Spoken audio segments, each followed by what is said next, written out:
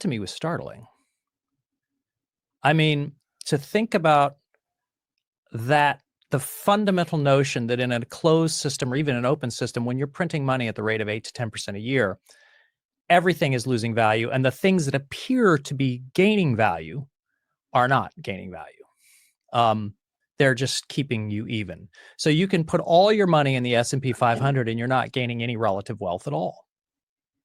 That's a startling insight. I mean, when you really think about the entire value of the S&P 500, on average, over a long period of time, not even a long period of time, is equivalent to the money printer.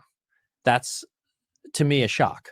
And it was a shock that said, oh my goodness, how do you think about creating wealth that is relatively greater in this economy? And you have to look hard. You've got to look hard, and you've got to think to yourself, where else can I get a better return than the S&P 500? So what does that tell us?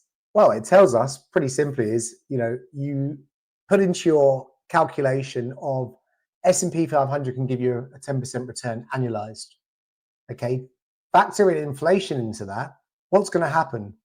Your purchasing power is depleted massively. And I know I keep saying this, let that sink in. It's going to be my slogan now. Let that sink in. So real estate, 4% growth per annum, or 5%, maybe maximum 10%, depending on the areas that you're in.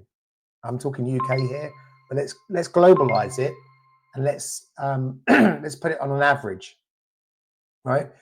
But you compare, I'm going to talk about real estate now. Okay, so that's S&P 500 returning 10%. You factor in the erosion and purchasing power into that.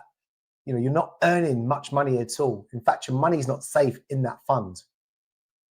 So looking at other areas such as Bitcoin, and we'll come on to what Bitcoin price is and price predictions for the near future, but look at what you can get out of the S&P 500.